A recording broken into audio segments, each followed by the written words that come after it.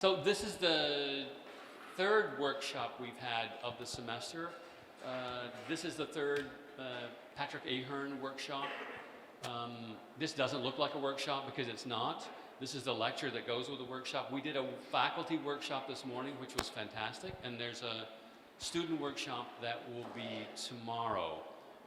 We have some incredible book editors, journalists, web editors, some of whom are graduates of our school that we're going to just have a conversation tonight with, and they're going to present some of their work. And we set it up like this so we could have just a kind of an informal conversation and dialogue. So I'm going to turn it over to Lily Wong, who is our Bogosian Fellow for this year and who has organized all this, and I want to thank her for that now. Give her a hand of applause. Yeah. And she's going to introduce everybody. Well, I don't know what she's going to do, but she's going to have the microphone. She's going to have the microphone.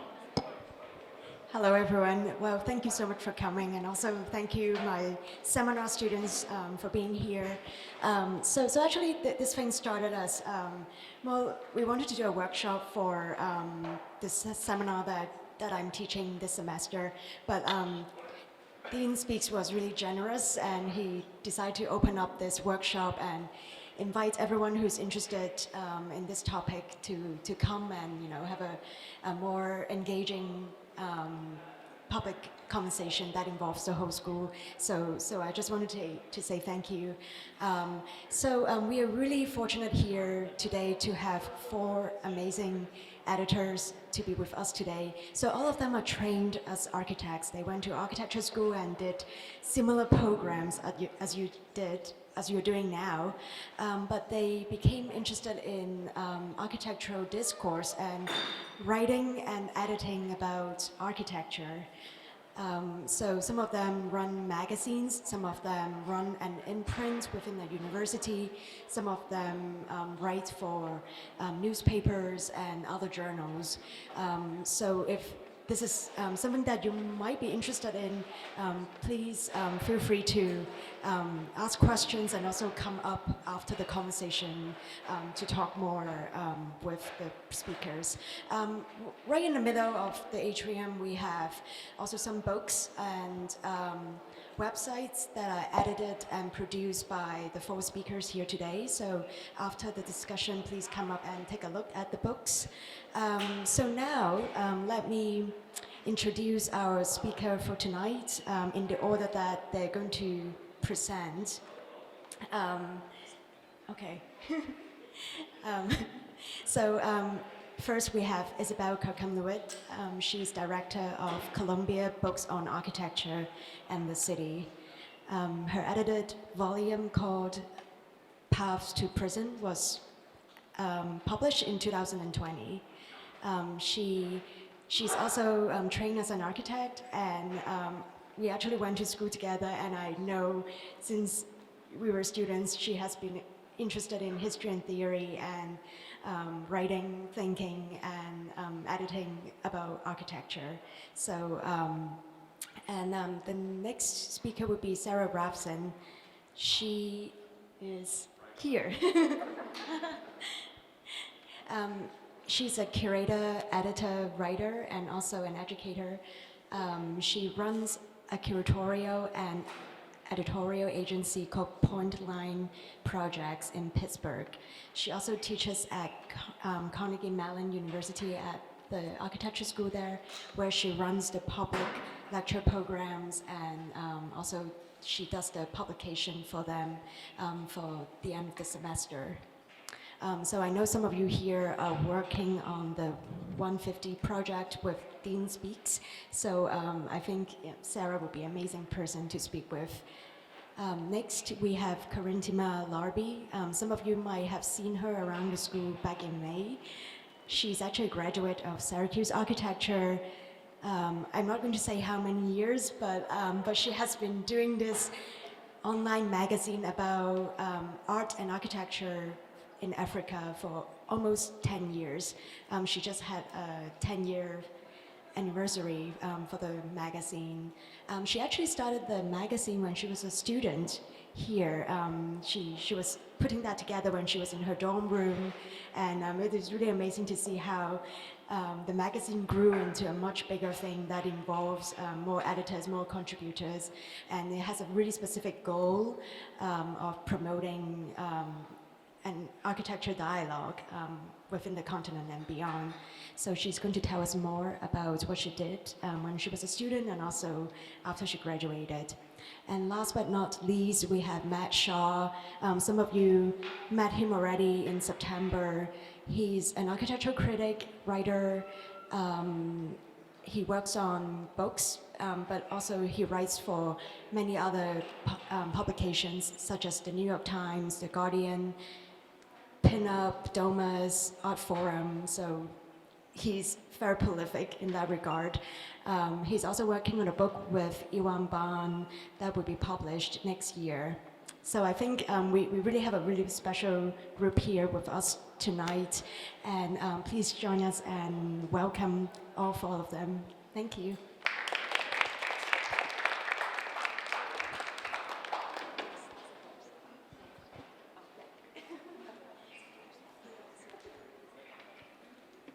Hi, everyone. Thank you so much for the introduction, Lily, and for the invitation, convening this amazing group of people.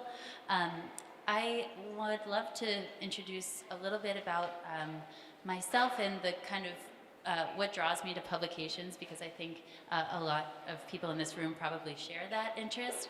And for the students, I don't know, I thought it might be interesting, if this is a little bit biographical, to talk about, you know, sort of an unfolding career path that I didn't know existed when I was going through. So, yes, I started writing as a student at the University of Toronto with the goal of kind of trying to foster discourse within our school. It took me into really interesting modes of sometimes being a critic and sometimes being, you know, introducing things that I thought were missing in the curriculum, and also, you know, working for the school newspaper, the Varsity. I had the chance to sit in on pitch meetings, which was really interesting to see how architecture fit into larger conversations, which isn't always clear sometimes. But I then went to grad school to try to find out how to become a real-life editor, and ended up kind of finding this interesting through line of feminism in architecture, which kind of brought up what I think is most important about publications. And sorry, I meant to start with this, but the power of publications to really document things that are otherwise ephemeral and fleeting. And in this case, that could be the feminist movement and grassroots activism in architecture. So, for example, this group, the Chicks in Architecture Refused to Yield, really only surviving because of the print, or, you know, only visible to me because of, first, their print material. And at that time, I ended up seeing a very powerful book talk by someone named Lori Brown, who I think many of you know. Hi, Lori. Which would then go on to be the foundation of an organization called Architects, which she still leads. And that was a means to then test how publications and how the written word could then form part of an emerging organization and discourse around feminism. So we used our online journal called Subtext to kind of create content that we thought was missing in mainstream media, you know, whether it's covering topics that were disproportionately relevant to women, or by fostering more women writers, you know, in a sort of feminist stance. But we ended up, you know, running into an issue of that many organizations and publications, maybe some of my co-panelists can commiserate, having an all-volunteer operation with no budget. We were sort of forced to work with people who had little experience, and but the flip side to that was also to give people the first chance of writing. So we ended up fostering a number of guest editors. For example, Julia Gamelina did her first interviews as Madame Architect. She used the format to test what has now become a pretty prevalent or pretty established platform for her. But the other thing that happened to me in grad school that I wanted to, you know, that really has been formative in this career that I'm that is unfolding is the work on these large format publications and exhibitions. And I have some examples here on the table for afterwards if you'd like to check them out. But what I started to do in grad school was kind of get recruited onto these big, complex projects, whether those were exhibitions or books, or in most of these cases, they were both together. And what was happening, whether it was at Bernard Tschumi Architects or with the Museum of Modern Art, was that I was one of many freelancers that was kind of hastily brought into a project that was under some unreasonable timeline and had an fathomable amount of images to source or something like that. And we had very little time to do it. And each of these projects would kind of reinvent the wheel every time. And so, and also kind of constantly be seeking new people to join the projects. It was always kind of a rush. So I ended up wondering whether we could turn this into something that was a little bit more, that provided a little bit more continuity, that might allow someone to take what they learned from one project and apply it to the next, and kind of provide a stability not only for myself, but also the other freelancers who are so talented, who I met working on these other projects. So I founded this agency called Point Line Projects to develop those big exhibition and publication endeavors. And so what we would do then is, kind of offer all of these different services, knowing that we could then support projects that were maybe established, that were with, bigger producers like the Museum of Modern Art, who just needed one thing or this or the other. But we could also bring our expertise from those projects to help out writers and authors who are just getting started and might need a little bit more guidance throughout the entire process of developing a book. So our clients then are still authors, publishers, but also organizations and institutions. So authors who want to tell their stories better and find out how to get them, produced or bring them to reality, or publishers who just need this or that. Now publishers in our field are unfortunately working with skeleton staffs, so they can't always do everything they need to do in-house, and sometimes we will pinch hit, for a publisher who needs this book to be edited or this author to be coached a little bit or something like that. And then we also work with organizations and institutions to help them either maybe develop a publication strategy if they're thinking that maybe we'd like to publish books, or we have an exhibition, we want to do a catalog, can you manage it? Or we have these books that we've been doing, but we don't have a distribution, can you help us with the next step? So we do a little bit of that for those types of organizations and institutions. So with all of this said, then the idea is kind of to uplift and empower all of these players in the arts ecosystem.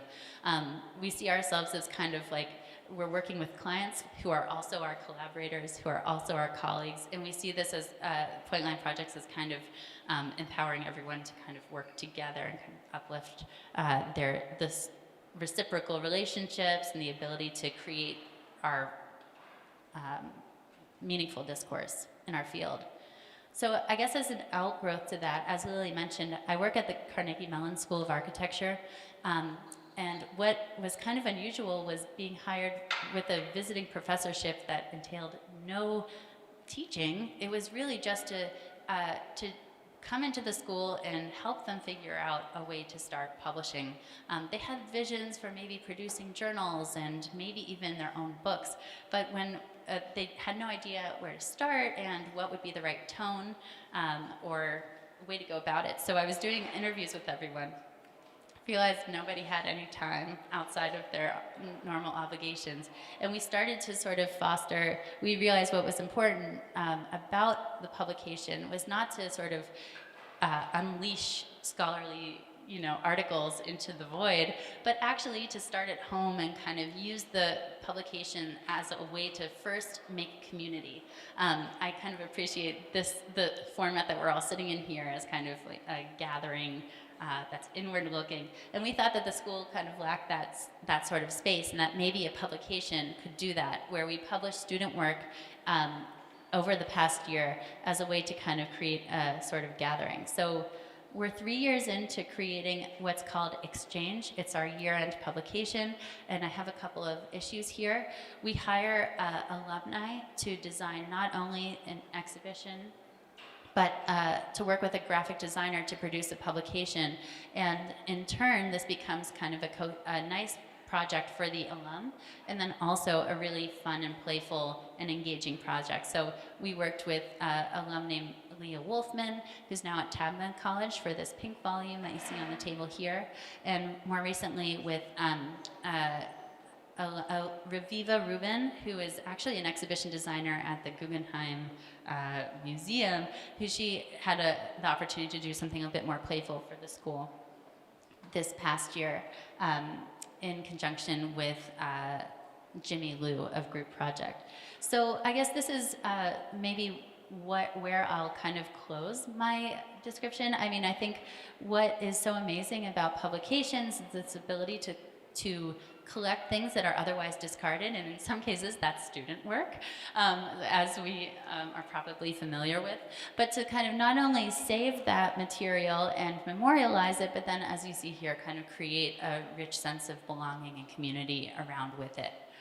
So I think with that, I will hand it off to the next. Thank you.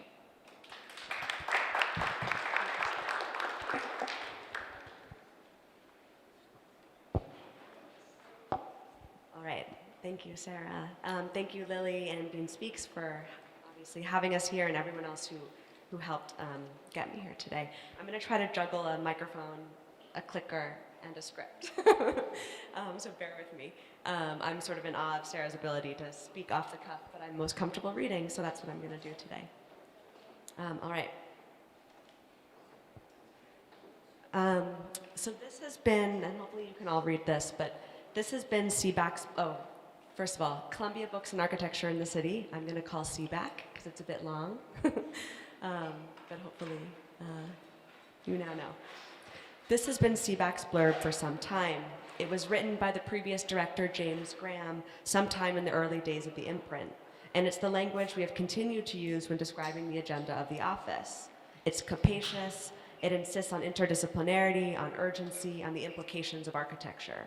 And even as we, and I'm going to get to who we are shortly, have begun in recent years to narrow in on a more sort of explicit set of intentions, ambitions, preoccupations, we remain faithful to this original idea of interrogating the urgent questions about what architecture is and what it does. We've been reluctant to even touch these 100 words, which is ironic given that as editors we are always revising, always parsing, always clarifying, always tweaking, proposing alternative ways of seeing and saying what is right in front of us. We certainly don't need to edit this. It remains a beautiful reflection of Columbia Books and Architecture in the City's commitment to expanding and decentering. And yet, in preparing remarks for this talk, as I share with you, and in reflecting on what we're sort of all about at Columbia Books and Architecture in the City, we found ourselves a bit unsatisfied with it and began fixating on everything it doesn't tell us about our editorial practice. So show, don't tell, right? Like this is the sort of, as cliche as this adage is, since becoming director in 2020, this has been sort of the approach of the office. We've spent the last few years modeling the project of the imprint rather than trying to articulate it anew. Rather than putting into words what we're all about, we've been making books that more than any blurb can, shows us what our aspirations are as an architecture press, what is at stake, what is urgent, what needs to be unlearned, rethought, rewritten in architectural discourse. In this way, I think that our books, especially the ones we've published most recently, are a bit antagonistic. They aim to unsettle our core assumptions about what architects do and can do differently, about who and what constitutes architectural work, and what is and is not considered sort of relevant architectural text. So I think this struggle, just to sort of locate our office, this struggle extends to the imprint's relationship to the school. So we are an imprint in Columbia's Graduate School of Architecture, Planning, and Preservation. And I think I said this earlier, but we're not necessarily an imprint of Columbia GSAP. And I think this distinction feels important as it allows, again, for sort of more friction in the way that we're sort of not interested in reflecting the institution's ideas and its discourses, but in creating a platform that is constantly putting pressure on it. And so back to the blurb, and sort of full disclosure, we did in some time, I think 2020, edit it a bit. And these small edits still feel a bit inadequate. They're also a bit wordy. And I think inadequate because when we talk about the project of the office, we not only think of the kinds of books we publish and hope to publish, so that's books that explore architecture's intersections, books that rethink the assumptions of practice, books that confront the field's blind spots and sort of enduring forms of complicity and injustice, but we also think about how we work and where we work. And is this belief that why and how we publish is just as important as what we publish that sort of guides the work of the office. So much like publishing, to design and to design is to communicate, to find and to make community, which is really what Sarah just said. And it's with this idea that publishing evolves design practice and practice provokes further forms of thought. Okay, so who is this we? There we go. It's a collaborative project. I want to say that up front. Right now, it is currently myself and Joanna Joseph, and even more recently, Miriam Sultan and Isabel Tan. And so I really want to emphasize that tonight, nothing I say is my own. And so hopefully you'll be hearing from them through me. All right, so for the purpose of tonight, I'm going to just sort of try to run through a bit quickly 3 different ways of understanding who we are and what we do. And these 3 things are not in our blurb, right? They're not in how we've chosen to describe ourselves at this moment, but they're beginning to define our office, I think, in very important ways, and are reflected in our books. So the first is this idea that CBAC considers editorial practice to be a research practice. In 2020, we published an edited volume, Paths to Prison, on the Architectures of Carcerality, which is also on the table. It's the blue book. And the book aims to sort of implicate architecture in more long-standing, pervasive histories of racialized coercion in the United States as a way of expanding how we think about architecture's participation in the prison system. While I came to this project on my own terms, so outside of the office, as someone who believes and has spent a lot of time thinking, talking, reading about abolition, about the abolition of prisons, and as someone who was frustrated that the field I was working in, and also the field I was educated in, I got my MArch at Columbia, didn't reflect or teach or really even take seriously the project of abolition. So Paths to Prison was really only possible with the time, space, and resources afforded by my position at Columbia. And it's this tension that I think I want to sort of emphasize tonight. Pursuing this project in the office meant occupying a funny space between editor and author. It meant eventually writing something. Oops. Let me just flip forward a little bit. It meant eventually writing something between introduction and contribution, 2 positions and formats that became quite inseparable for me over the course of this book, and that I think, and that I hope to continue to collapse in all the future projects that we do. So the book, as I alluded to, sort of started with my own research, which I think is just, especially in the context of a school of architecture, the idea that research might start from frustration, I think is a really productive and generative idea. So in my own research, digging into the private prison corporation core civic led me to a motel, it led me to a prison farm, a plantation, a Supreme Court case, a tax exemption, a landlord, and a developer.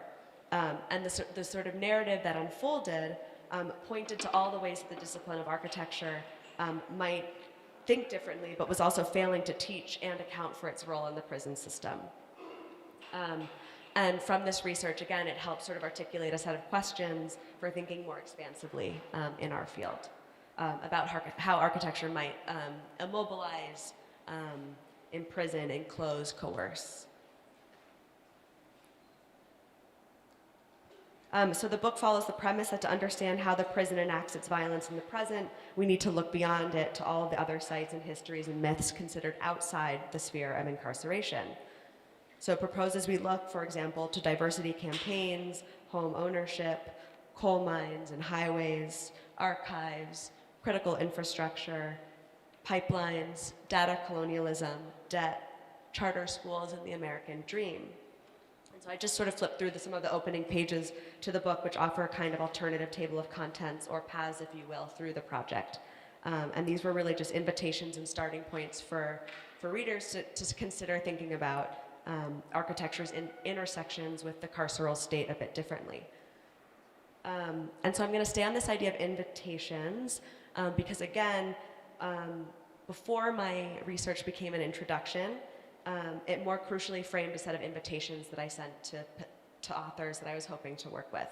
And these are literal invitations I sent to writers, thinkers, filmmakers, artists, historians, whose work guided and continues to guide my own. So I'm just going to share some of these initial emails because I think that they are sort of integral to how we think about bringing people in as an editorial practice. These invites were the first step in establishing a kind of editorial trust. So I had to write a short book description in part to communicate the stakes and the limits of each project, but also so that everyone I reached out to would know the world I was thinking in and the world I was immersed in, the people and the ideas I was indebted to. Contributors might not have known me, but the point was that they would get to know me through this email. These invitations, geared towards assembling the voices and perspectives in the book, remain for me just as important as what eventually made it into the book.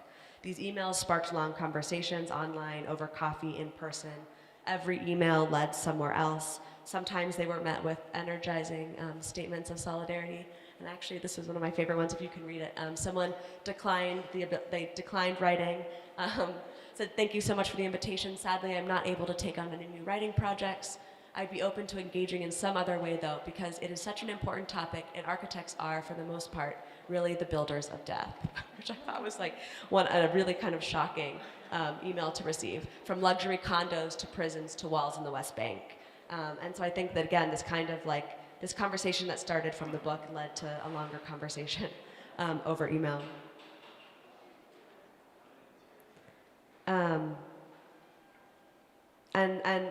This is also just to say that through these invitations, often I was pointed and introduced to other scholars working in the field.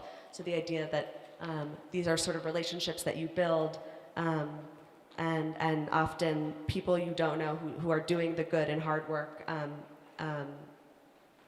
can still sort of ultimately find their way into each project.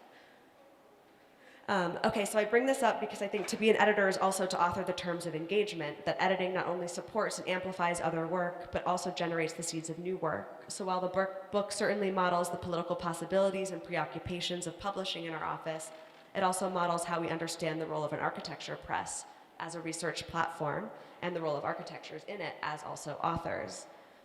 So whether you're imagining the sort of contours of a project, you're helping structure ideas, reconfiguring them textually or in the margins, the work of editing always requires us to think both within and beyond whatever one is working on. Writing, research, and publishing are products of design in and of themselves, and in turn are capable of designing environments, attitudes, and conditions. As the fabric of the built environment, publications cannot be separated from the conditions that produce them. Their contributors, contents, materials, modes of circulation carry particular motivations and biases. Which leads me to the sort of next aim of our office, which is to sort of challenge the status quo of architecture. Like our latest project, Paths to Prison, Deserts Are Not Empty is a collected volume. This time, however, Joanna and I came on as editors to an already existing project and an already existing editorial practice with Samia Henny. We joined Samia, who had already, to a certain extent, conceived of the project as it grew out of a conference she organized in Cornell in 2020. This meant that instead of having conversations about who was in the book, for instance, we had ongoing conversations in the margins of each piece. With Sami and the authors, we established a way of writing and thinking together, a process that was open, collective, and against a kind of preciousness. It allowed for ideas to be teased out, tested, further transformed, in exciting and unpredictable ways. So just to give a sense of like how we were, many drafts back and forth. Deserts Are Not Empty scrutinizes the narratives, rhetorics, and images that have come to represent desert territories, to show how they have served to justify material, colonial, extractivist transformations of the land. As described by Henny in the introduction to the volume, the term desert stands in for a complex locus of imageries, imaginaries, climates, landscapes, spaces, and histories. And so the aim of the publication was to locate and challenge the confluence of material and immaterial forces constructing the so-called empty desert. The book thus became an occasion to bring together not only multiple voices, but a variety of formats, genres, forms of visualization, to enact in a similar mode of paths to prison, a particular mode of reorientation. The title itself, Deserts Are Not Empty, is extremely intentional in how it insists on a position. It immediately announces itself as a project of refusal, to refuse, in Henny's words, this regime of emptiness.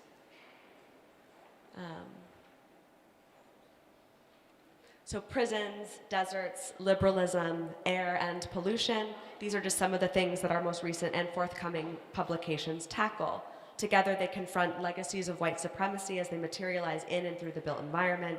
They confront the belief systems that underwrite the field of design, and thus the belief systems that we opt into as designers, consciously or not.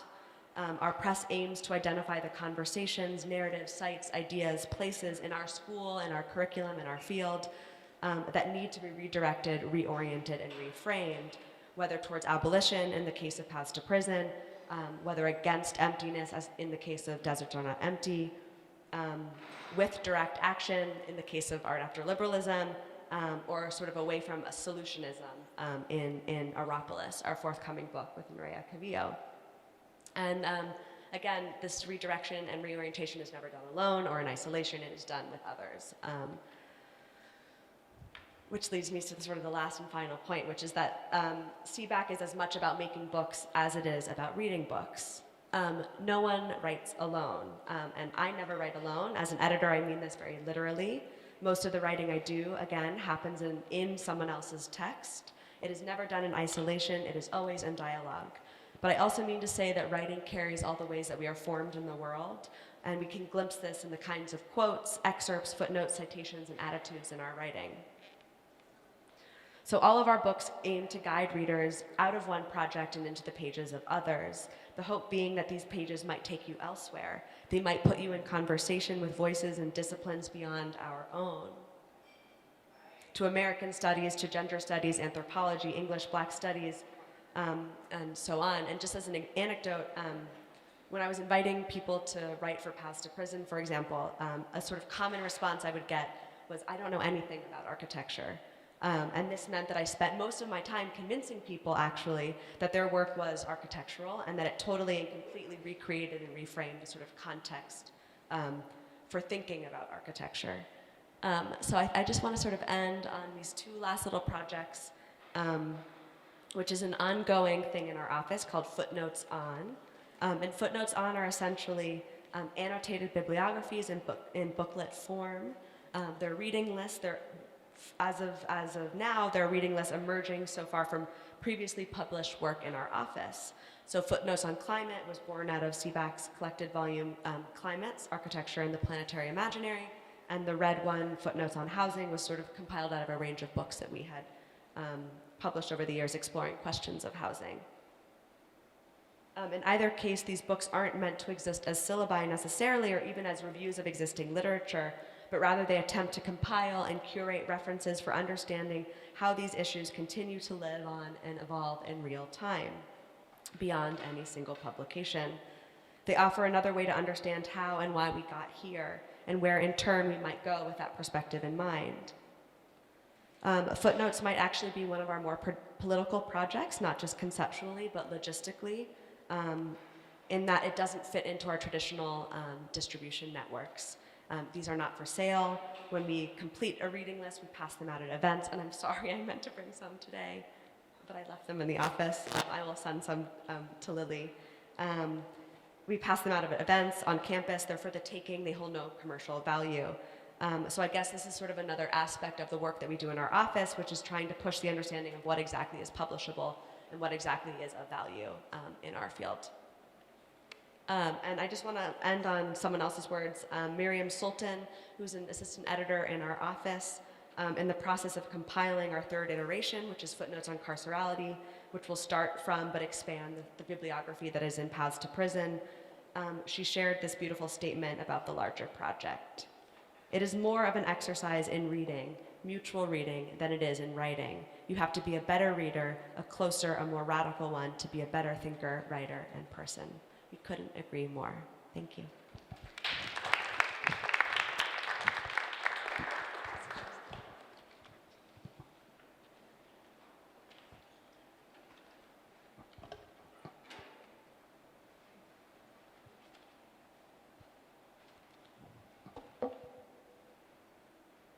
All right, I'm going to be juggling too. It works. All right, thank you very much for the invitation, Lily and Dean Speaks in the school. It's always great to be back here at my alma mater. So I started Design 233 within these very walls 10 years ago. The 233 comes from Ghana's International Code, where I come from, and I was doing my master's thesis in 2011, and for the second time in my architecture education, did not have books and research to reference for case studies, so that's how I started.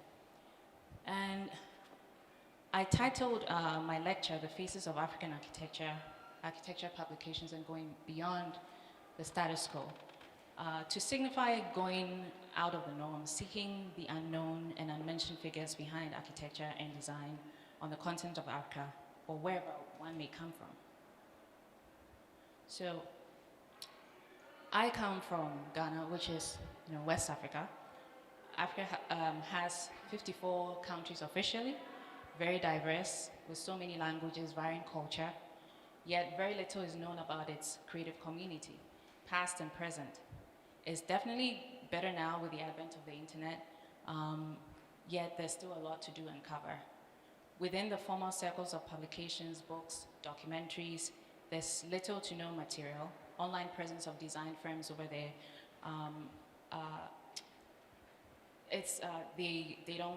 they are really not present online, so it makes research all around difficult.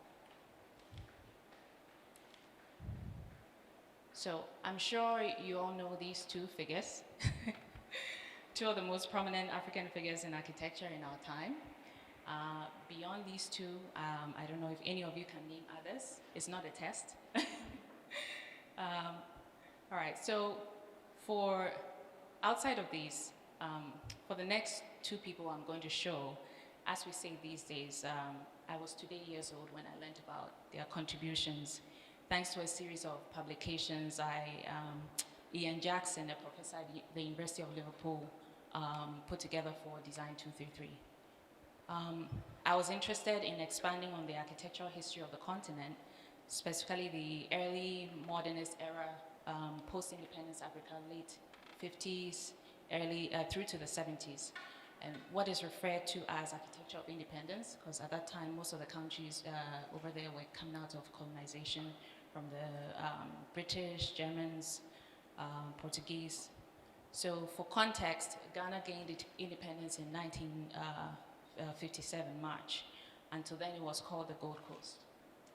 So this is John Bachman. He studied engineering in Sri Lanka and returned to Ghana to work. He was awarded a member of the British Empire in 1928 for his services to the public works, surveyor of the Supreme Court, and valuer to the British Bank of West Africa. So as Ian Jackson writes, he created a successful career that blurred many professional boundaries and specialisms. He was an engineer, architect, contractor, and he also indulged in the creative arts and sign writing. So on the right here is one of the boys' boarding school in Cape Coast of Ghana, which is on the coast. It's called Adisadel College. It's one of the oldest senior high schools in Africa. And he was part of the building, several of the buildings here. It was established in 1910, and so that was still within the colonial era. So you get buildings there that exhibit features of that era, and post-independence, it also became one of the test beds for early modernist buildings. So, and he was instrumental in forming a society called Gold Coast Architectural Society in 1935 to counter marginalization of native design professionals who were only allowed the status of draftsmen and were denied access to writing professional exams. without professional exams or certificates, they could not lobby or apply for government projects, and they were the main employers. So he sought to create a stronger collaboration among the locals that could formally lobby for government projects. It also needs to be highlighted that during this time, buildings using local materials were considered informal and were undermined, so they weren't actually even permitted to be constructed within urban centers. Unfortunately, the society did not survive, but it was a precursor to the Ghana Institute of Architects.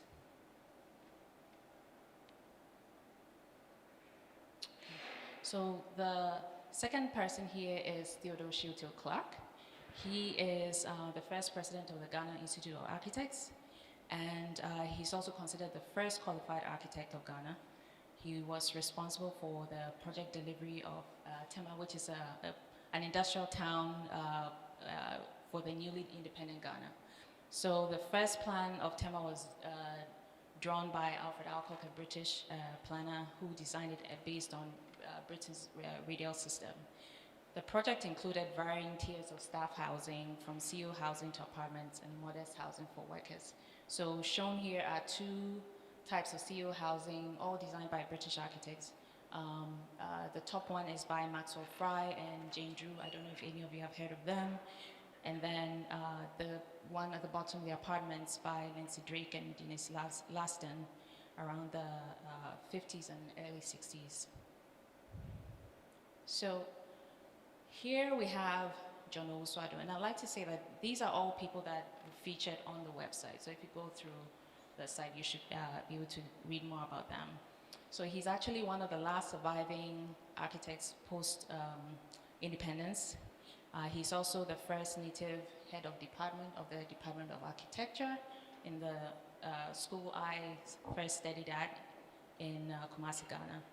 And it was actually the only school of architecture up until about a decade ago. So KNUST is actually, or was actually, the test bed for early modernist buildings after independence. So, and he was also one of the founders for the Ghana Institute of Architects. So on the right, we have one of the halls of residence on the KNUST campus. It is inspired, as you can tell, by the Unité d'Habitation by Le Corbusier. But it also exhibits tropical modernist features. So most of the social spaces are arranged around a courtyard, and with the residences elevated in the rooms above. It has a double banking of residences, and in between there's a corridor which is open at the end for ventilation.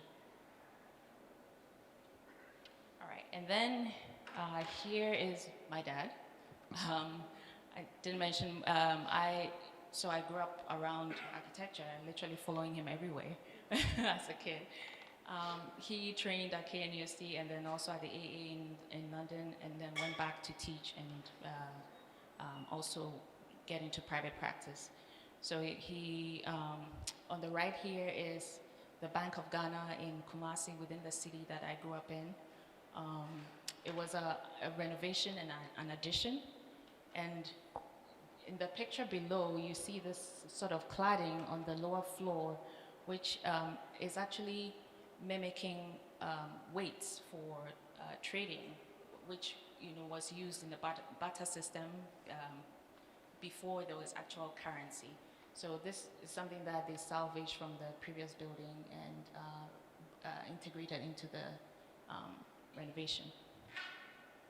So moving on to other parts of the country, oops, sorry, I skipped one. Other parts of the continent and into more modern or current architects right now. We have Tosin Oshino, who is founder of CM Design Atelier in Nigeria. She also has a furniture line called Ile Ila House of Lines.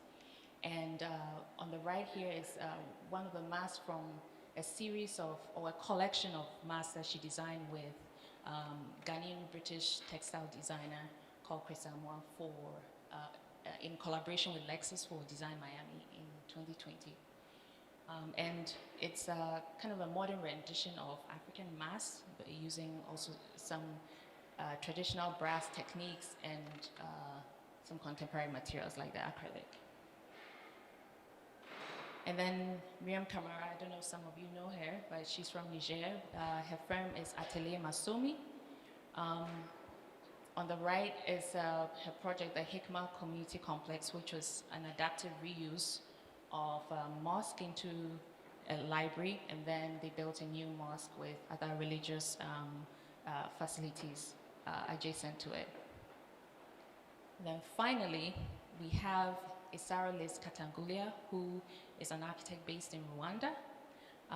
Her studio is called Creature, and she's the founder of African Female Architects. So she created this platform at a time when she was actually on the brink of quitting architecture. She couldn't find any female architects, to mentor her or inspire her to stay in the profession. She was within a space where she was being marginalized and facing discrimination from male colleagues and workmen. So she started this site and has since featured, women architects like Tosin, who I showed before, Miriam Kamara as well. So, all right, okay. So all these, with these in mind, it brings me to the question of what happens when we narrow the scope of architectural media publications, global conversations on design, and those who partake in them, right? So first of all, there's erasure of histories, and I'm referring to what Nigerian writer Chimamanda Ngozi Adichie says, the danger of the single story. There are no alternate stories of the people to learn from or build on, particularly the locals. There are aspects of design that we can learn from each other within the design community. By acknowledging our diversity, we create room for growth. So second point, loss of cultural identity. In the case of the early modernist architects I initially shared, they sought to interpret and define the spaces and cities of their newly independent nations.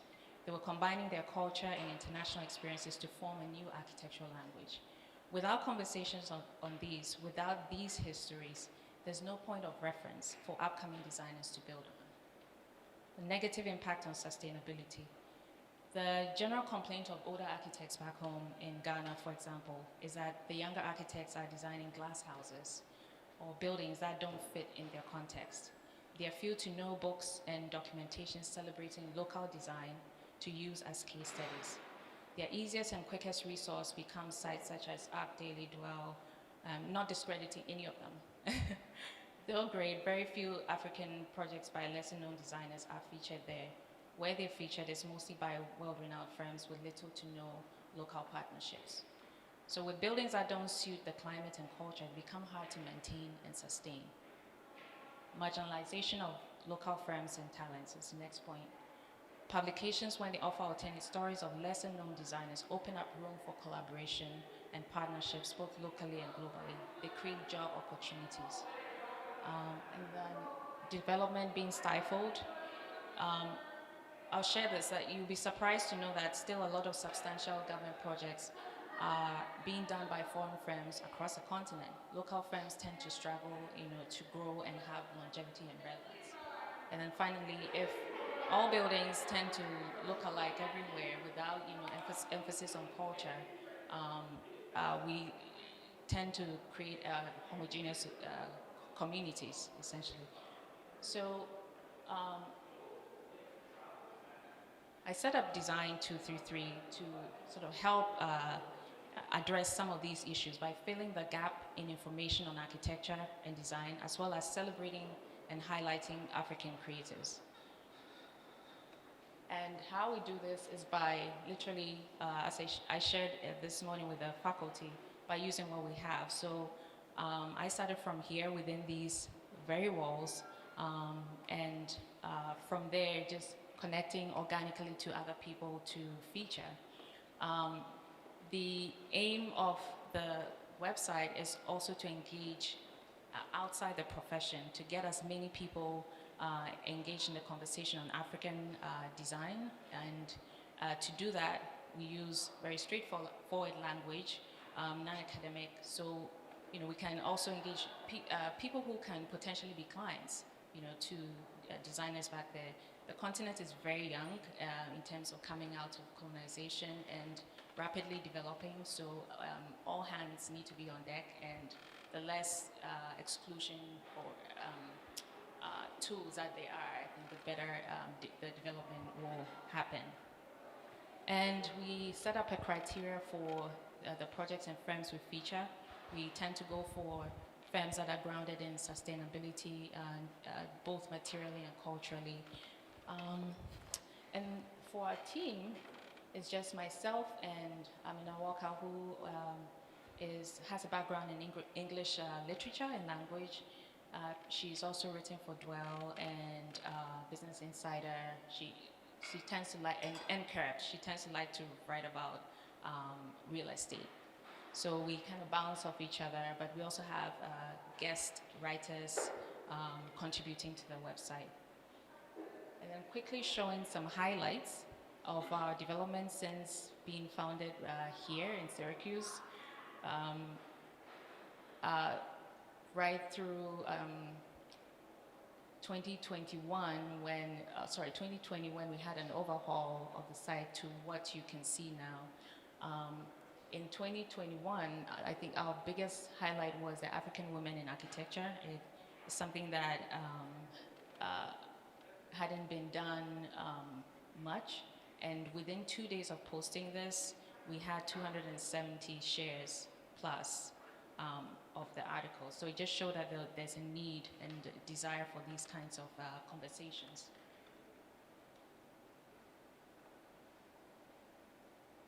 Right, so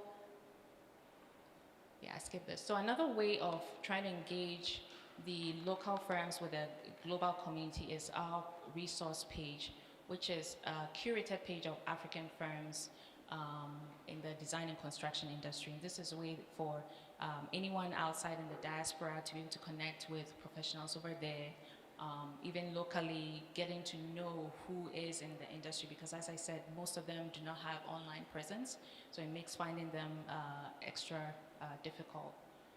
And our long-term goals are to get into books and documentaries. As I said, the gap is in all facets and need a lot of work to be filled.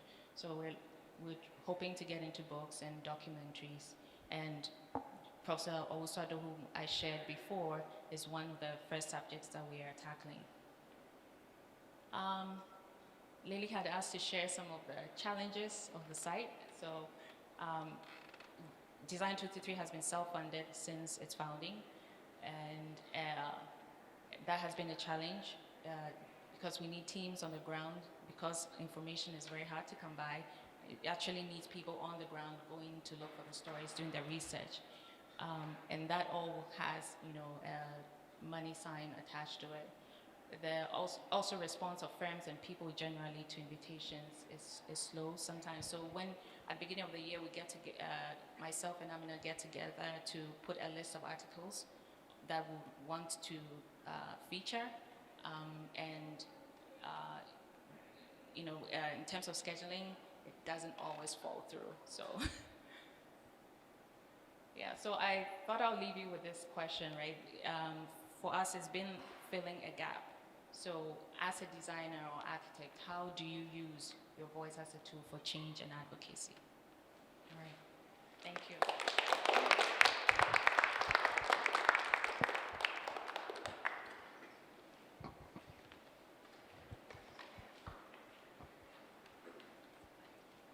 Hi, my name is Matt Shaw. I'm going to talk about some similar things here, but also some different things. I do kind of want to, I hope what I can kind of inspire in the students today is this idea, which I think we all kind of have some representation of this, but the idea that there's like a million different ways to do what you want to do in anything. And I think it's a little kind of controversial statement, but this is a safe space, I guess. But I think there are some conversations going on today with labor and architecture that are really good and really important in order to deconstruct some of the ideas about exploitation and working for free and stuff. I think that there's a danger in that too, that kind of reduces everyone to a kind of NPC default subject where everyone has the same exact career path. And I hope that we can modulate between deconstructing these ideas, but also not turning everyone into like just a corporate 40-hour-a-week worker, because for some people that's great and for other people it's not. So I just wanted to kind of go through my, I hope that this can kind of show people that there are a lot of different ways to kind of do different things that might seem, I don't know. It's just like it's a different thing. So anyway, I did start out as an architect at Cincinnati in undergrad. This was my final project, so it was pretty clear that I wasn't going to be an architect. And so, but as I was doing this, I kind of, although I will say the engineered wood was a little ahead of its time. But as I was doing this, I sort of started thinking like, I don't really love designing things, but I like kind of ideas around it, narratives around it, stories around it, and histories and theories. So I don't know if any of you remember, raise your hand here if you know what a blog is. Okay, so it's not totally lost to history yet. Around 2004, 5, 6, people started making these blogs, and there were like hundreds of them, and tons of people were doing it. And so when I was in the end of undergrad, started reading all these, and you started getting connected around the world to all these different ideas from people in in Europe and Mexico and literally around the world. So it was pretty revolutionary. So and this is Dezeen, which I just screenshotted this yesterday. This is actually their website from 2006. And you all know, of course, Dezeen today has grown into something pretty significant. But I saw this happening and I said, why don't anybody could do this. And it was really a special moment, I think, in the internet when the barrier to entry became low enough that anybody could just start publishing, and self-publishing was going to be like a revolutionary thing. And it was a really special moment before social media too, when there was like the barrier to entry was very low, but there was a kind of self-sustaining ecosystem of these blogs that did sort of help you navigate it, and there were humans helping the flows of content were moderated more by humans who would make these little friends lists, and they would you would put all your friends there. So when you got on the friends list of someone, you started to get more traffic, and it was sort of like social media, but there was no algorithm. So it was all mediated by humans. And I think it was a real golden age. It was also a much longer form kind of writing than social media. I think this really was a golden age of like criticism and stuff that is like underexplored. So I kind of do want to talk about that a little bit. So I started this blog in 2007, and it was just putting like this. This was just a nonsense thing I wrote that went with that project. But it slowly sort of I was just dumping like theory and history and stuff I liked on there, and then it sort of evolved as we into something a little bit more, and it's really embarrassing writing, but I don't really care. It sort of started evolving into like something where it started to get networked with these other people who were writing about these similar things, and it changed it to be a little bit more serious criticism rather than just dumping ideas I had or readings I had done in school and my responses. I was trying to create a catalog of kind of like theory that I was into and ideas where I could catalog my own thinking, but it kind of evolved very quickly into more like classic criticism. And so this is Charles Holland, who was a lot of this was happening, at least that I was into, was in England. Charles Holland and Sam Jacob of this architecture firm called FAT, which was sort of bringing back postmodernism at the time. And so they had their whole, you can see there's like all these blogs over here on the right. There's this network of people. Around this time, so Fantastic Journal was one. The other one was Owen Hatherley. I don't know if you're familiar with him, but he was a hard left writer in England at the time who was writing about brutalism as a communist and socialist project. And he ended up writing a book called Militant Modernism about it. But I think he was really responsible for bringing back brutalism. So two of the styles that we love today, especially the internet loves today, I think came from this era where if you mentioned Venturi in my studios in 2006 or 7, you were like blasphemous, and like they would tell you it was too big, too neoclassical, whatever. And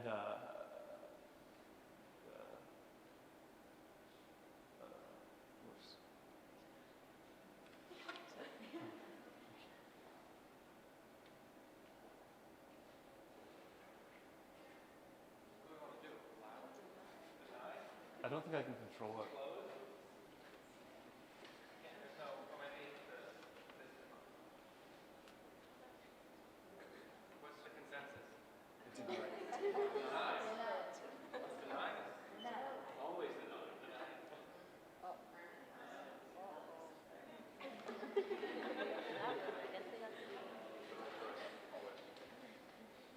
So this like group of people anyway.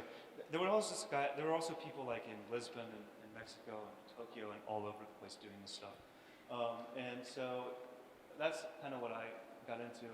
And this is Sam Jacob, who's a good, he's an architect in London as well from FAT.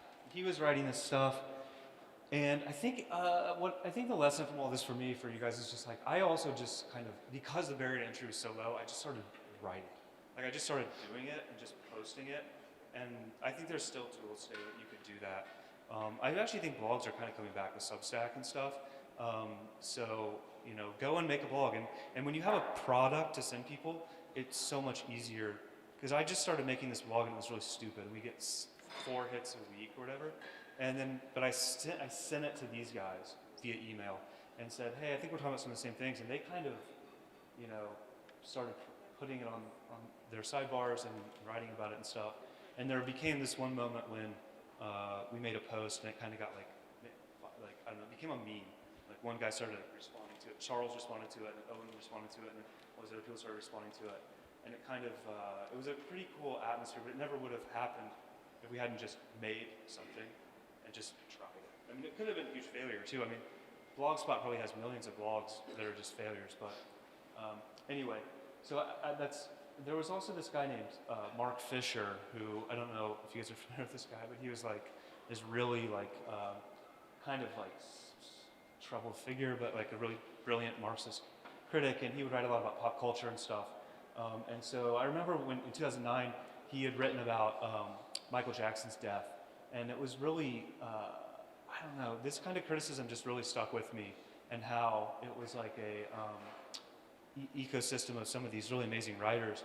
And it's funny because Mark Fisher now is like come back, the ghost of Mark Fisher's kind of come back, and he's become like a real meme in and of himself, which is funny because I see a ton of parallels between this blog ecosystem and how like today on social media like memes and stuff happen.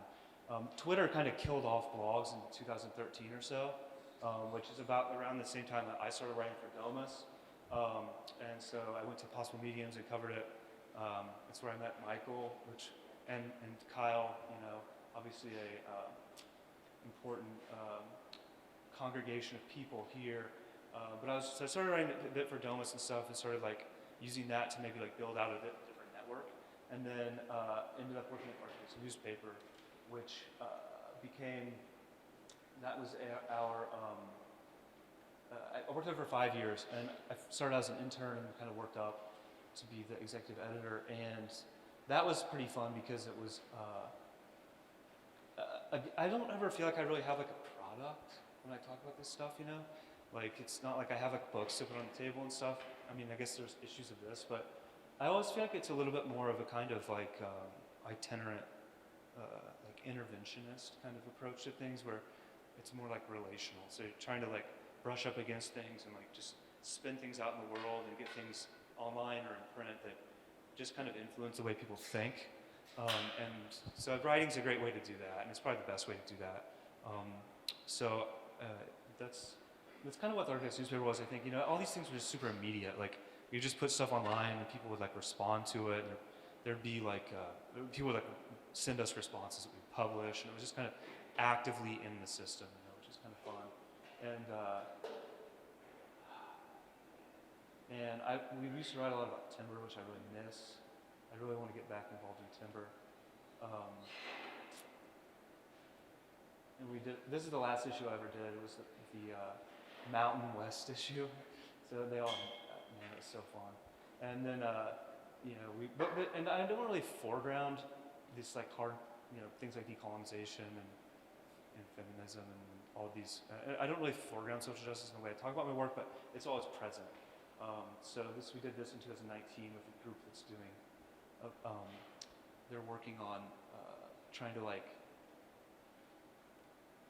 work with indigenous people in Alaska to use some of the techniques that got lost when the European and American people came up to and built things like they would in the quote-unquote South.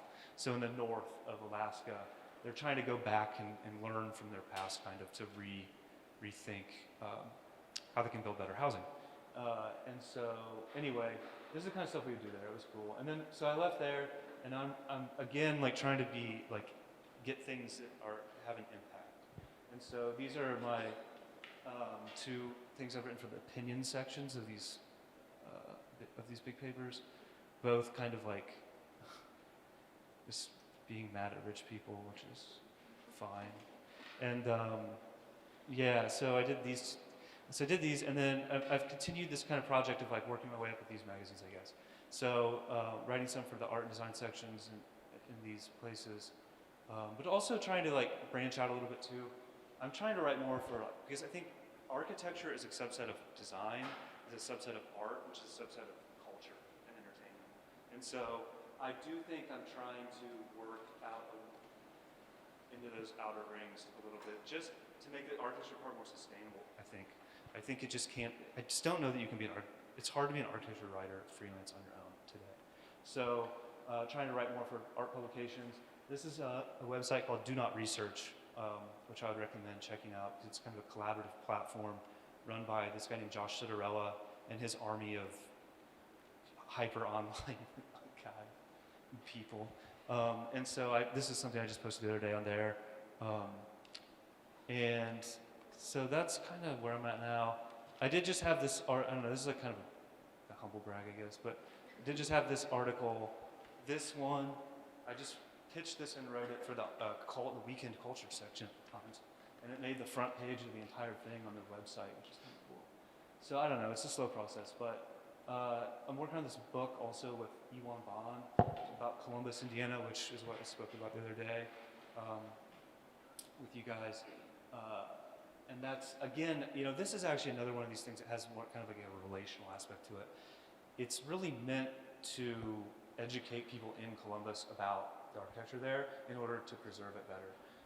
So it's written like a Ken Burns movie kind of, and like we were talking about testing audiences out. I had my parents read it, and like their friends have all read it. And it's funny that none of the PhD type of people who say they're going to read it have read it. They all like take it, and then like I never hear from them. But all the people in town are like super into it, and they've all read it. Like 20 people in Columbus have read it and given me feedback on it. So it really is, the book itself is a community project, and so I think it's going to have an impact there on how people there understand it and can deal with it. And then I think also, we will all read it and like it, and maybe like it, and it'll have some impact there. I think in repositioning Columbus in history, but also more importantly, I think it's about people there understanding what they have, because I had no idea about half the stuff that came from this research, and I grew up there and studied architecture, so I think it will help people understand better what they have. So, as I said, oh no, whatever.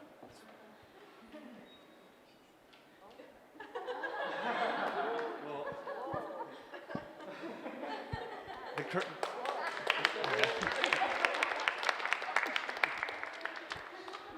the Curb Your Enthusiasm theme song is supposed to be playing right now.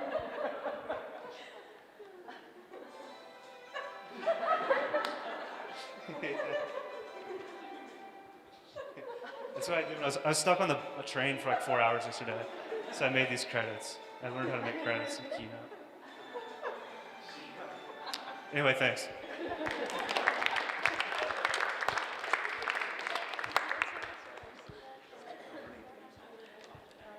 All right. Well, thank you so much. There are so many conversation topics, so many questions. But now I need you guys' help. There are so many printed and digital formats that are being discussed today. So I lost track. So how many do we have? So we have books. What else do we have? Blogs? Magazines? Yes. What else? Journals? Pamphlets? Yeah, bibliography. Footnotes? Yes. Um, it is just such an amazing range of formats and media that really exemplify how architecture is being discussed. I think we're all here not only because we want to build buildings, but we're also interested in how people talk about buildings, how people or how buildings provoke other issues and relates to other forms of histories and contexts. As a way to further this theme of building communities through publications and constructing conversations, we have a few slides that illustrated a few questions that all of you would have to answer. So let's start with the first one. So what is the last thing you read that made you react? Good, bad, or ambivalent? Wow. I think we're constantly being bombarded. I mean, if we're talking about the different kinds of media that we're consuming, we're constantly bombarded with content on social media that makes us feel things very strongly. But I'm going to take this question very literally and also answer in the context of architecture books confess that the last book that I read was the autobiography, or I think it fits into memoir, of Daniel Liebeskind. So I'm working on organizing a talk with Daniel. I need to understand this guy, but it really, I wanted to mention it because it is really a test case for how a book can make you feel. It's kind of dictating on an architect's terms how to feel about the projects that he's done, how to sort of create a persona, and it actually is a pretty funny read. I really recommend it because it's very gossipy. So in some ways I'm ambivalent about the medium. It's sort of self-aggrandizing, but I also think it's pretty interesting as a test case in a cult of personality that we are living in. So I think that's the one. What about you? All right, so I would admit the last thing I read was an article on my own website. And of course it was in preparation for this. I feel like in the flurry of always trying to put articles out there and trying to get images right and all that, sometimes you get lost in all that. So it was nice to actually take a step back and read on some of these articles we've published. Yeah, so yeah, that's the last thing I wrote. And it was a good feeling reading it. It was by Ian Jackson, as I mentioned, a professor at the University of Liverpool, who has a really big interest in Ghana and particularly the city I grew up in, Kumasi. So it was nice to read about these alternate figures within architecture in Ghana. And the specific article I'm referring to is from Bachman to Turkson. And I think I shared John Bachman's life story with you.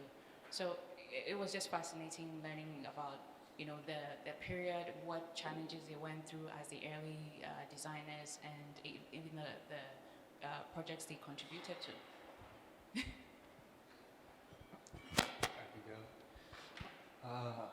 Yeah, I had to think about. I'm sorry, I had to think about this. So thanks for going first. There's a Korean-German philosopher named Byung-Chul Han, who I find really interesting right now. And he wrote a book called The Disappearance of Rituals. Well, he's written a handful, but that's the one I like most. And it's super easy to read. I'd really recommend everyone checking it out because I think it connects to architecture in a lot of ways. Some of the analogies he makes are architectural, but also just he talks a lot about the loss of meaning and like the kind of dehumanization of the world today through kind of like globalization and just all the different forces that are constantly kind of making everything like less meaningful. And so I think he talks a lot about that and makes a lot of sense out of it. Also, he talks a lot about social media and how like that also is the same thing. So they're really easy. They're tiny books. They're also one of them is green verso books. There's one called Psychopolitics that he wrote, and they're tiny. They're like 80 pages, but they're super easy to read.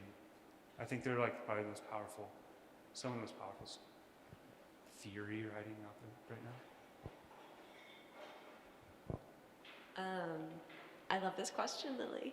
And I'm gonna, go with the last book that I read, which I finished on my way out here.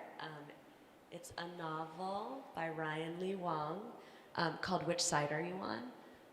And I really recommend it. It's the prose is beautiful, but it's basically a story of a young Korean American activist visiting his parents in Los Angeles.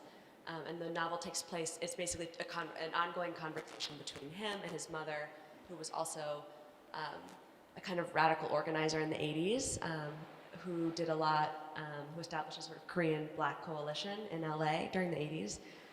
So it's a conversation between a mother and a son, but also two activists who are sort of working through how their generations dealt with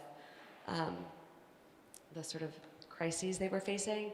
And it's beautiful and like what gets passed on and how we sort of form solidarity across generations. But also it's like about LA, and it's like all these conversations take place in the car, in a strip mall, in a Korean barbecue restaurant, and Randy's Donuts, and it's like equally a novel about the city. And so I would really recommend you all read it.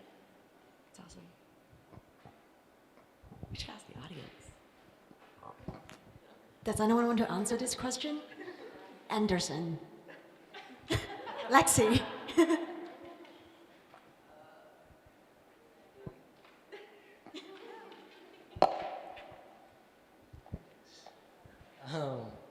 The last thing I read about is a book that I have to read for studio.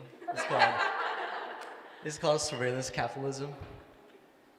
It's basically a book about the theme where these technologies and softwares and applications that store your information and then sell it to the ads companies and then make money out of it, then predict your behavior and then make the product out of these predictions. Good, bad, or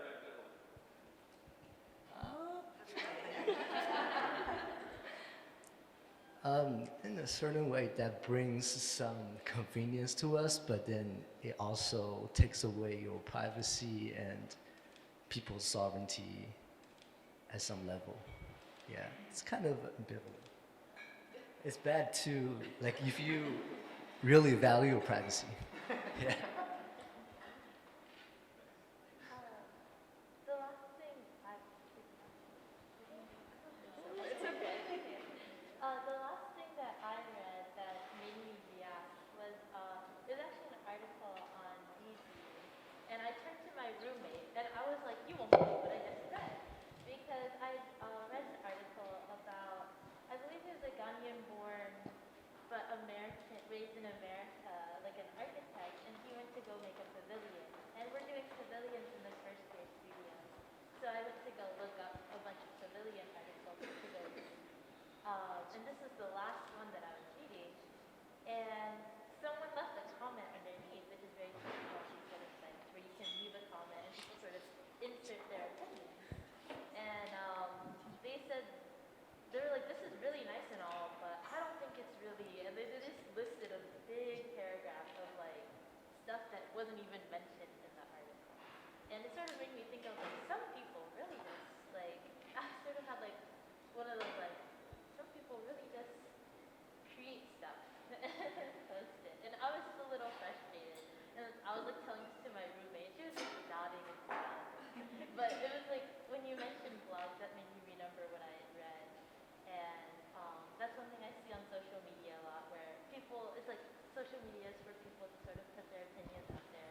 good or bad. And sometimes it's people's opinions, and it makes you a little annoyed. But not this time. I saw someone's opinion, and I got a little annoyed. But yeah. We also have we take an architectural theory class, so we kind of discuss like discourse and like specific topics. We did black subjectivity, and that was really interesting. We had to do like Twitter feeds together and like tweet our responses to classmates and stuff like that. So there is like conversation about that. Did you guys ever have that in like your curriculum at school, like having to do theory or kind of discussing that?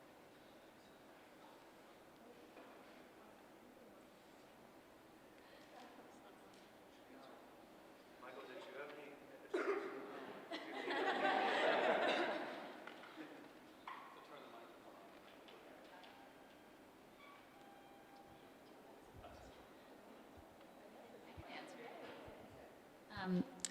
Good question. The question was, did we ever have any engagement with theory that invited us to create content? Was that sort of it?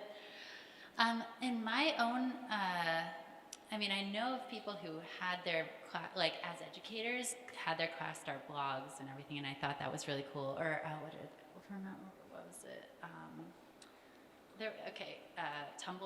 Tumblrs were like really popular when I was in school, which was just more about images, and that was really effective. I never really did that, but for me, we made our own publication. We decided that we wanted to. I don't know. When I was an undergrad, we wanted to make our own. Venue for all of that stuff. So we kind of took it on ourselves because our professors really weren't coordinated, or they didn't feel like that was an important part. So we took it on ourselves, and that was really, we advocated for a budget, we had meetings, we designated different roles, and it was a really great learning experience, but it was completely outside of the curriculum for us. So, yeah.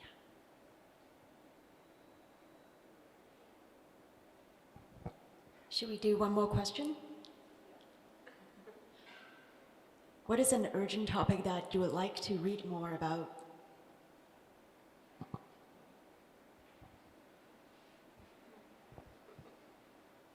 So, I mean, one of the topics that, following our feature on women architects in Africa was to take that a step further and actually delve into other,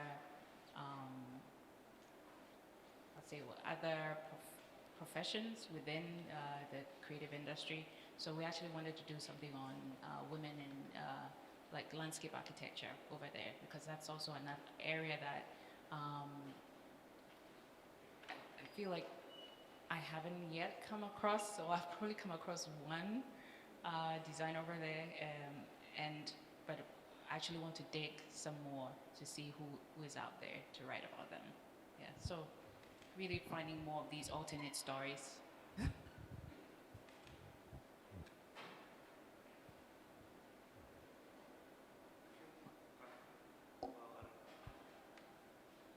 been really interested, like, I kind of think we're getting into like a post-social media kind of world, and I'm really interested in what that looks like. I think these are kind of like that digital project's kind of run its course, and there's like nothing more interesting to happen there, and people are starting to kind of retreat to. And not that there's like great things that have happened because of it. There are like things like Me Too and like a lot of organizing and things like that. But I just think it's like kind of become too ubiquitous. So like, there's these kind of like dark forests on the internet that some people talk about, like Discord and group chats and some semi-public spaces. And I'm kind of interested to see where that goes, and like how these groups of people create content online as kind of like swarms of people, like collectively gathering and collaborating, and if that could be something that becomes useful. I guess it could become useful for architecture and other disciplines besides just like online content. Like if it becomes more like, could a class just like organize itself to do an exhibition, or even like an actual project? It's kind of like a new, and you can work with people all over the globe. So I don't know, I think that's kind of where maybe it's going, because people are kind of tired of the actual internet. So I'm interested in that.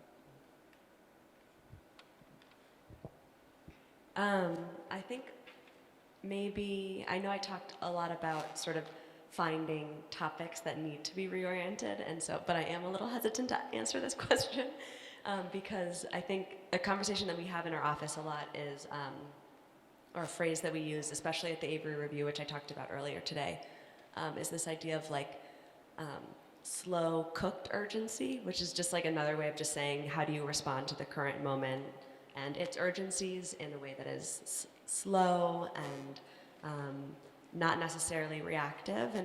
And so I feel like a lot of the books that we've been doing around, again, around prisons and abolition, these are just the beginnings of those topics that aren't necessarily reconciled in each book.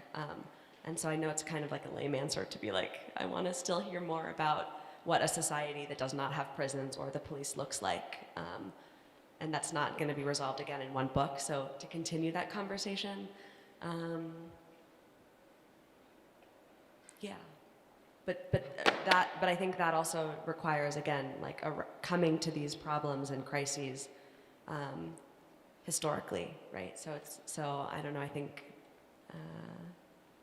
yeah, that's my answer, non-answer maybe.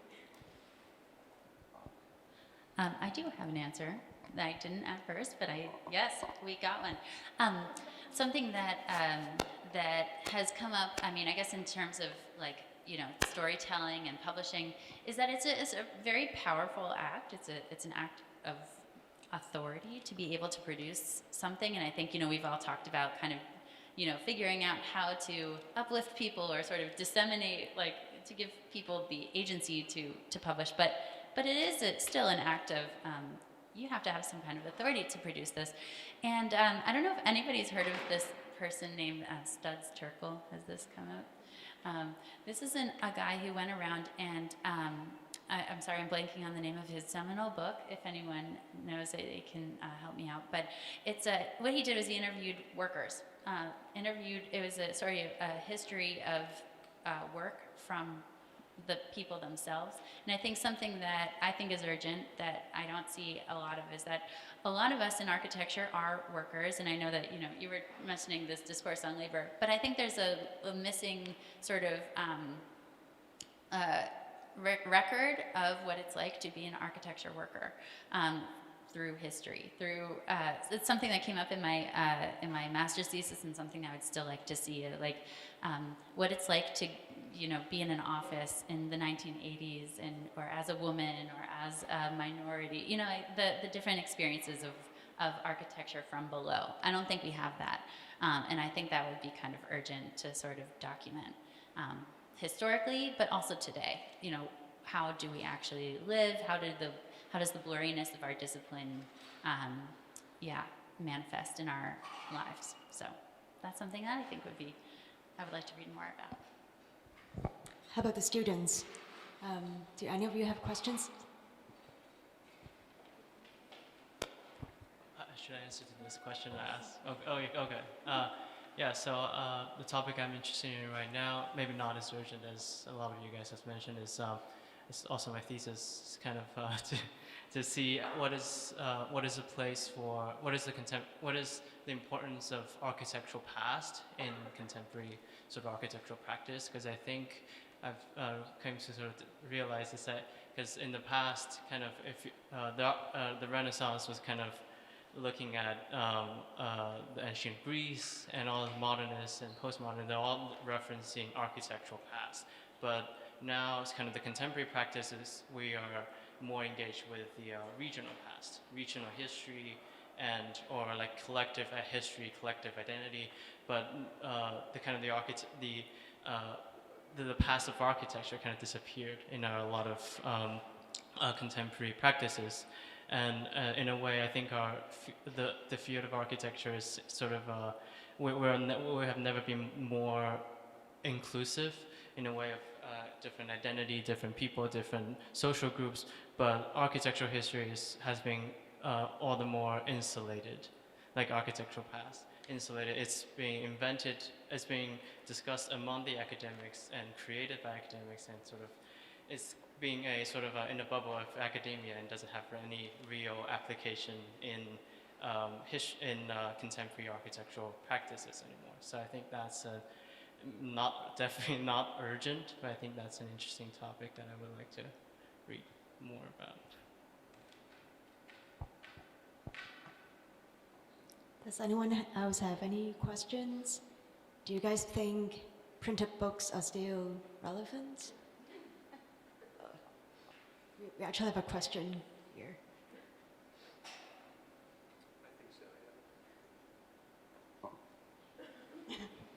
I think they are. Just because the internet's there's too much noise. And a book is something where someone's taking time to really pick 12 chapters, and each chapter talks about 5 things that are really specifically curated and clear and have a relationship to each other. And also, there's things in there that you wouldn't find on the internet because it's too regulated by algorithms. And so I think they still have a really important place. Not in a romantic way, but literally just in indexing of the information. It's really important. And curated by a human.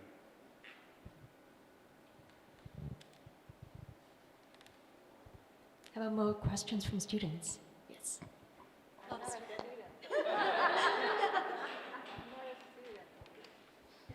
You can go first. Okay, sorry. Thank you. That's amazing. That was great.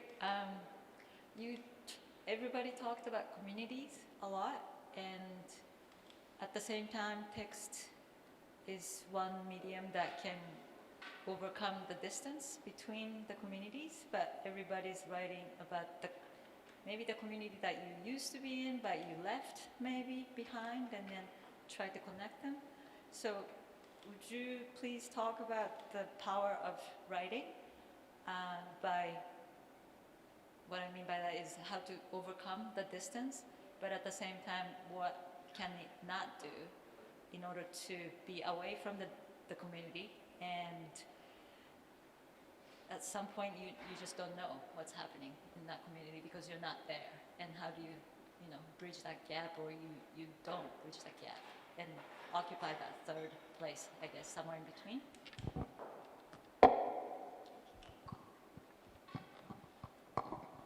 I can attempt to answer that from my perspective, but it's funny. Obviously, I work in an architecture school. I studied architecture and was disillusioned by it, but somehow never left the school. And yet, I do sort of feel like an outsider to architecture. So I think this question of trying to speak to a community that you feel somehow beyond or outside of. And so I think for our office, it's interesting because I think that to edit, and at least I'm speaking from an editorial perspective, it takes, you're a non-expert in everything that you encounter. So every text that I work on with an author, I know a fraction as much as the author who is writing it. And so I think there's already a degree of being outside of the sort of boundaries of expertise on any given piece. And I think that's a really kind of beautiful place to work in because it allows you to ask questions and it allows you to try to make sense and clarify things. And so, I don't know, I think that being outside or being a non-expert actually can allow you to somehow see things a bit more clearly sometimes. And I know that, again, I find myself in an architecture school, but mostly reading things that are not technically considered architectural. And I think that the point is then, how do you bring that stuff into the community that you are actually surrounded by? And so that, I don't know, is sort of our interest. But again, it always comes from a space of acknowledging that you know half as much as the person that you're working with. And I think that's a really kind of wonderful dynamic. I don't know if that answers it at all, but.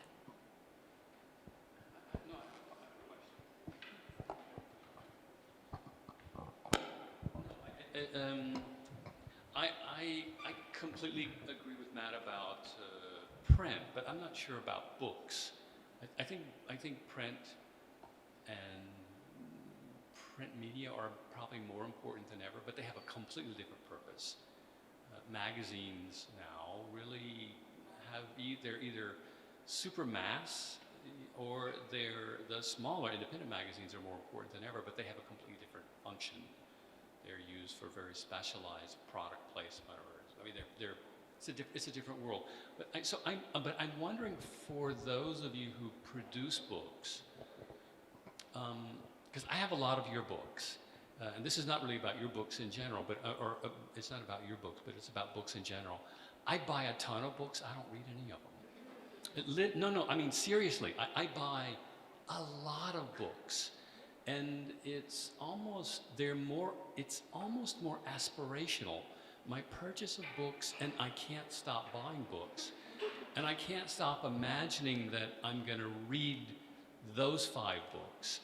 And the more interesting books are the kind of books you're publishing. So instead of a single author book, the ones that I probably never will read are the collections of essays. But I buy more of those than anything else.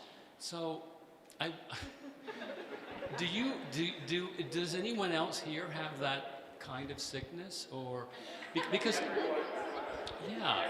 So okay, I thought so. But then you make those books. How do you feel about that? They have such amazing titles that you have to have it on your bookshelf, like After Belonging, No, but Clearing Air. I don't think it's just that you're.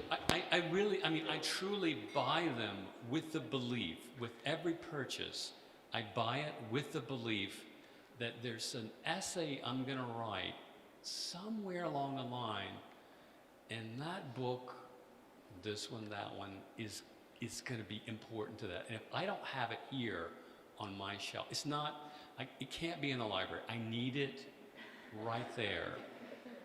But in a way, the more complicated the book, the less likely I am to read it. And the more authors, it's almost impossible. I will never read a collection of essays, although I love them more than all of the other books that I buy.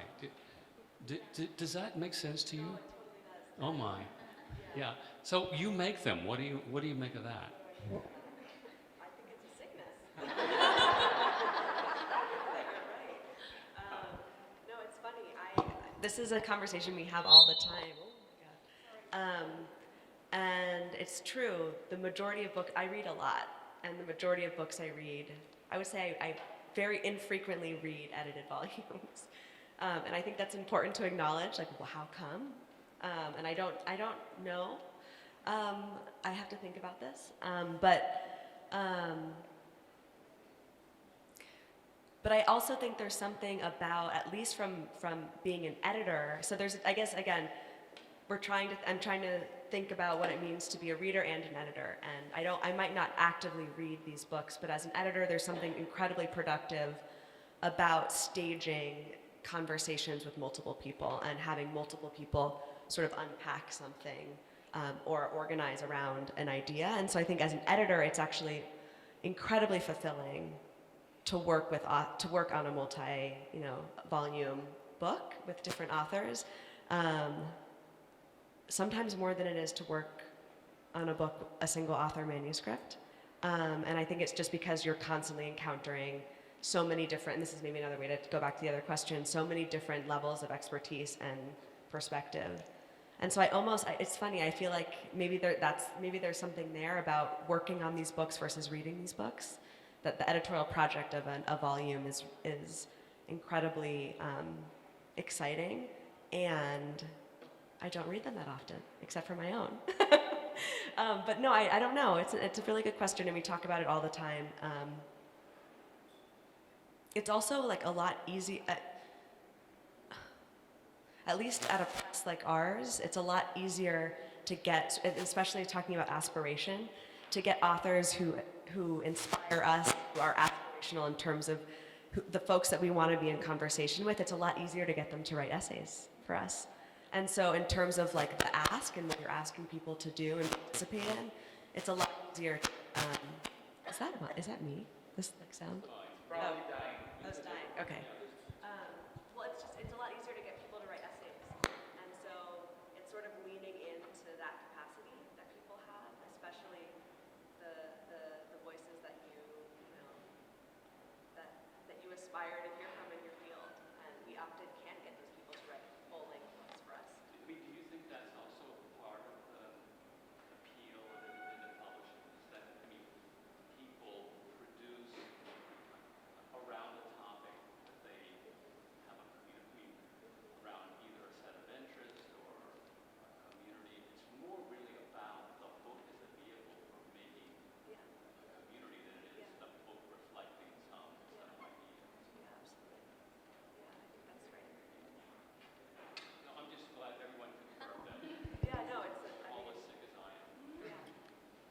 So I just wanted to respond to Michael's question and point. Like, I had the same thing, and for a period, I was just like ordering so many books, and it was aspirational. Like, oh, I'm going to go through all of these, I'm going to know it all.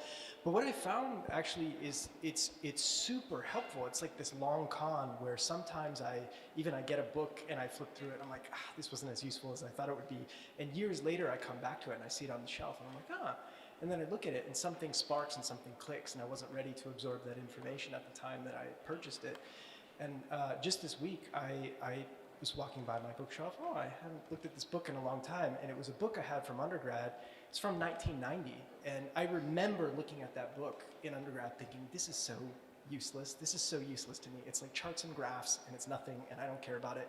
And I looked at that this week, and there was so much useful information to me that I just, with the knowledge that I've absorbed since the time of undergrad, it just became so enlightening to me that there was this content that I wasn't ready to absorb, maybe in undergrad, and now I am. And I find that often with the books that I come back to in a year, and 2 years, and 3 years, and 4 years, especially you come back not only with a different perspective, but you kind of digest it and redigest it in different chunks, and even you kind of can read the book in a different perspective that you had before. So I find it super useful to have those print media in a way that goes beyond the digital kind of archive, your kind of image folders, or your PDF essay that you saved somewhere in a hard drive and never look at again. But there's something about like the physical thing and walking past it, and almost as a reminder of a set of ideas or a set of things or a reason why you purchased that book in the first place, and then you come back to it and are able to eventually, hopefully, make good on those aspirations of I'm feeling knowledge. so much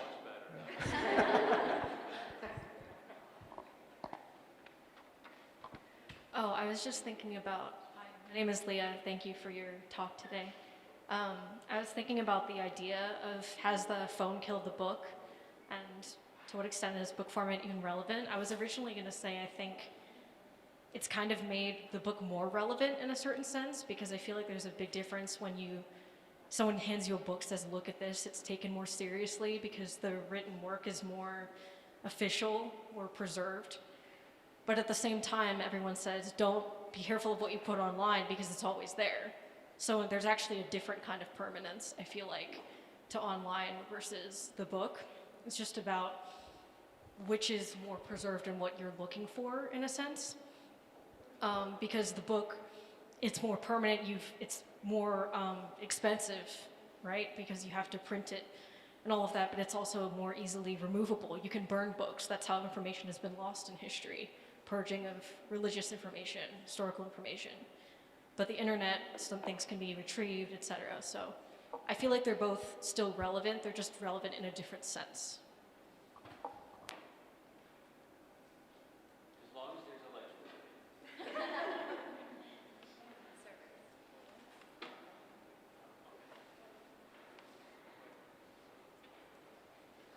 Hello? Oh, sorry for the second question. Yeah, just piggyback up on Sting Speaks and a lot of the discussion.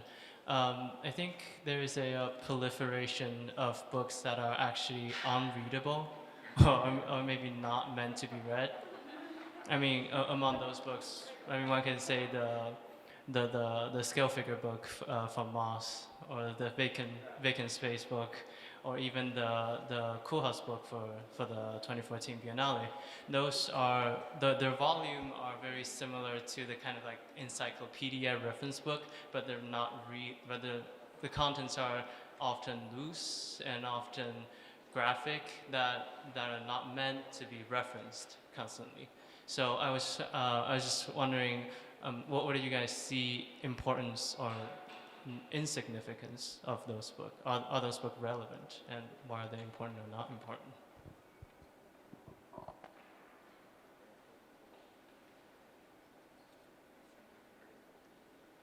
The Koolhaas book, I think, was quite serious, actually. I don't know. Look, we had a copy of that in the office, and we referred to it, actually, sometimes. I actually think it did serve like this purpose. The Moss one, yeah. It's just an art piece. It's 1,500 pages. It looks cool on your shelf, but it's fun to look at. It's more just like an art object, pretty much. But I think you're pointing out a kind of an interesting area, which is a kind of book is like an object. Like, there's a lot of photography books and stuff that aren't even, they're not even like, yeah, they aren't really meant to be read. They're kind of meant to be just looked at and handled as art objects. So it's kind of a cool genre. That asks you to read it in a certain way, become a certain reader. I think that's kind of I want Lily to answer this question because I think Lily and I, as students at GSAB, started a publication called Colon, and it was kind of like, it was like the epitome of a student publication. It was like, we're gonna challenge people, we're gonna make people unlearn how to read and read again. You know, it was like something just so ridiculous. It was like the publication, you had to turn it and rotate it and flip it, and there was a diagram for how to read the thing. I think you should speak about it, because I think this actually, it feels like there is a project in thinking about how we read and the sort of the ways that we like arrive at books just naturally, but also who wants to read a thing that you have to flip and rotate and take apart and put back together. I guess I just sort of said something about it, but I think, I don't know, I feel like we've talked a lot about this in terms of legibility and illegibility, but. I do remember one of the arguments was, so we also have a website for the publication. So if someone actually want to read the conversation, they can always go on a website. So what is the purpose of the printed object, right? So maybe that's why we feel a bit more liberated, so to speak, to actually do something weird with the printed object rather than making it a pamphlet that people flip through. So I think that was the main idea. And looking at the book or the pamphlet as a performative object that makes you do a certain way, makes you aware it's not sequential, and makes you realize it's I don't want to say objectness, this weird format. Yeah.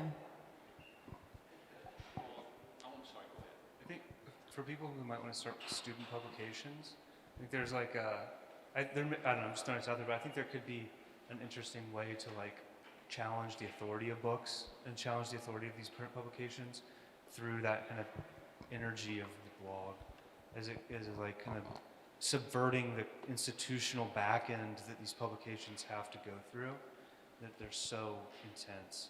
And if you could figure out how to kind of hack into that and make something that's less institutional, like, I don't know, just messes with that idea of like what are the authority, what's the authority behind all these publications?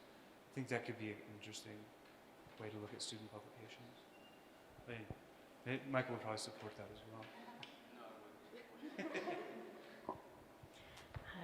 Hi, my name's Morgan. My question is about voice and authorship in a collaborative research publication. So right now I'm working on I'm a research intern for a PI working on putting together a bunch of work that we've done over the past 3 years, including research in Rwanda.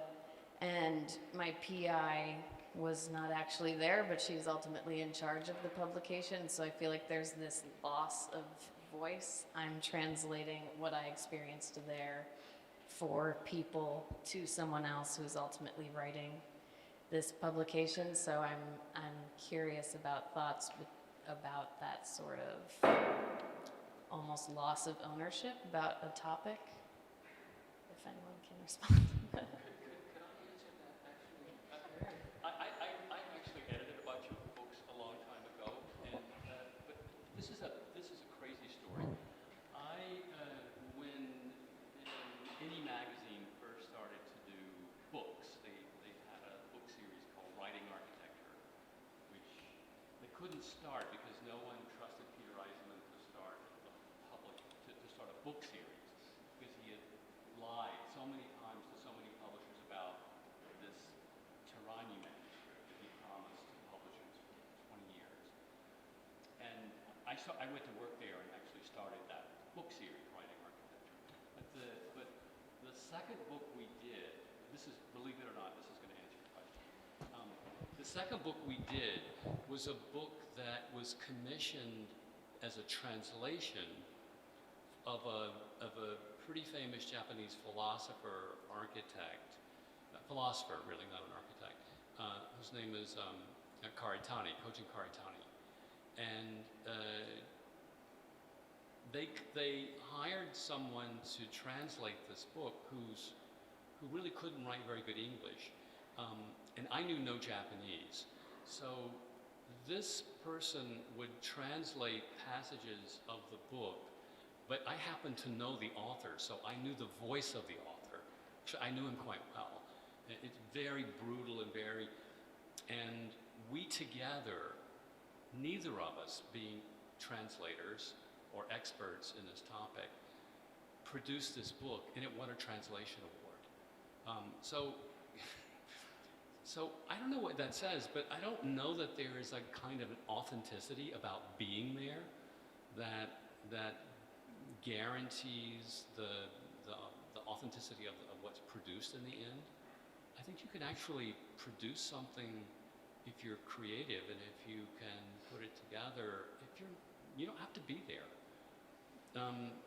I mean, there is a kind of an authenticity in that voice that we put together from our own experience. I knew the author, the writer, the translator knew the language, knew Japanese very, very well. But so, I don't know what other people think about that, but I think there's, this is maybe giving, I think there's too much given away to the authenticity of being there. I don't think you have to be anywhere. Yeah, I don't know. I was just listening to a podcast about this from a cultural critic who talked about the pieces. I mean, and this is not in the same genre that you're talking. You're talking about a research publication, but just about the topic of voice. We're editors, like at this table, and I remember this critic talking about the pieces that he would never write for a publication. He reserved for a personal, like his own self-published blog material, because he would never want it to be edited. He would never want pieces about grief or pieces about his family, or things that he wouldn't want anyone to sort of nitpick what word choices he was making. But otherwise, I think we sort of take for granted how beautiful a collaborative process can be that with an editor, that like all work is edited, heavily. Even this, memoirs and autobiography, I mean, these are all edited, and yet edited to preserve a kind of voice or kind of create a particular sort of voice. Maybe edit out the voice or tone it down, or, I mean, it's like in every kind of writing, I think there's a lot of modulation of tone that is between people who may not have been there, but can maybe help you access a more appropriate tone. So I think this even applies to something like that, where maybe the tone needs to remain neutral in a certain way, and maybe that's good for someone who wasn't there to be able to modulate. Can I just say something back to the ephemerality of print, though? I mean, I think it's really great that we were talking about like the role of books, but we have been thinking a lot about that in this one book. I just want to point this out. Like, this book is printed on newsprint, and we were so excited about that because of the sort of radical, or the way that newsprint, it has a more of an immediacy, and as you were talking about, like the role of print, to sort of like get ideas out quickly or politicize, there's sort of a politics to newsprint, and we were so excited to print this book on newsprint also because of like the speed at which this particular project needed to happen. Newsprint is so fast. Another good tip for student organizations. You can print so many things for so little money, but then what happens to it? It gets thrown away, or it fades really quickly. And so the idea of putting some kind of like hyper heavy cover on it to sort of then make it into something that we really don't want people to throw away. We really want this to have an archival thing, but we want it to still have that roughness, and yet it's special, so now it has a stamp. So this one book I kind of love because it's sort of a mismatch of all of the contradictions that we needed it to have. It needed to be fast, cheap, and memorable. You know, so it's kind of like we were having that conversation in this one fall. Thank you, Sarah. So now I invite all of you to come up here and just look at the books, and we're going to stick around, you know, for a little bit. But yeah, thank you so much for coming and for staying. Thank you. Also, thank you to the speakers.